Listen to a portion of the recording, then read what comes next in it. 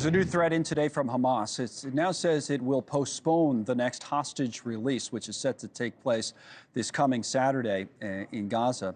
Postponing that until further notice, accusing Israel of breaking the ceasefire deal. This after we saw 3 hostages released by Hamas over this past weekend. They appeared to be gaunt and frail, and they were forced to thank Hamas as they were released. Or Levy, Eli Sharabi, Ohad Ben Ami, they were set free and then reunited with their families, all spending 16 months in captivity. Here now with analysis is Hal Kempfer, House Marine Intelligence Officer, who's now the host of the Strat podcast. Welcome, Hal. So on the hostage announcement or threat from Hamas today, where do you think that puts us, and what happens next year as we try to move this thing from phase to phase?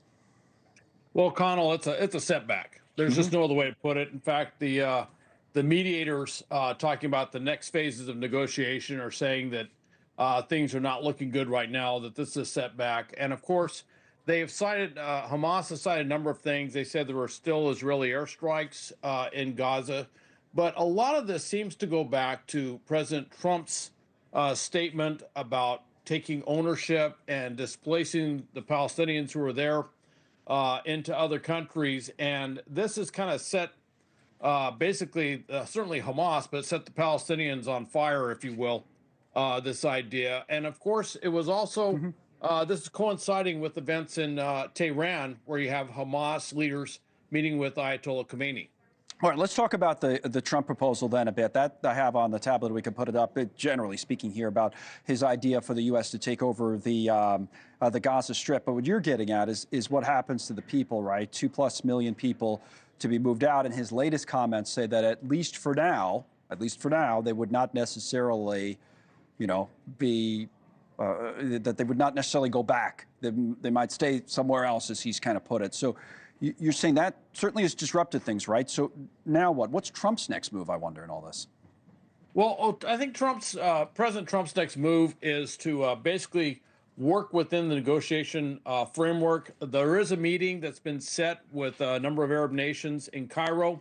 I believe it's on February 27th. It's not a meeting of the Arab League per se, but you're going to have a lot of key members that are in the Arab League, and they're going to talk about the Palestinian situation. And really, if you look at the kind of stand back a little bit and not just look at the proposal, but you're looking at the effect of the proposal, it's kind of forcing the Arab countries around to come up with an alternative plan. And that's been one of the frustrations the U.S. has had, certainly Israel's had, is there just hasn't been that forthcoming proposal, that forthcoming, ideas of what to do. And now, obviously, the Hamas or the Palestinians there look at this as Nakba 2, that they're being forced out of their own lands. So I get what you're saying, because a lot of people were saying that when Trump came out and said, well, we want to take over the Gaza Strip, that all he's trying to do is, Saudi Arabia says, well, we don't want that. Like, here's what we should do. So what happens if that doesn't happen, if no alternative plan comes forward? Because then President Trump is left with his previous comments before the election, which is, hey, if these hostages don't get out, there will be, quote unquote, hell to pay, right? So does he have to make good on that? And what does that even mean? Connell, that opens up a lot of questions. Right now, Israel's military, based on this recent, this announcement by Hamas about postponing the release, Israel's military was told to be prepared for any action. In other words, they're basically being prepared to go to war again.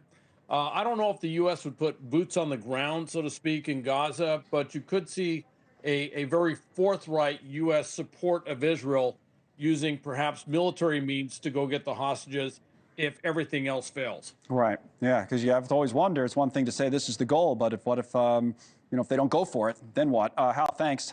Thanks so much for watching. Just go to joinnn.com to find NewsNation on your television provider. And don't forget to click the red subscribe button below to get more of NewsNation's fact-driven, unbiased coverage.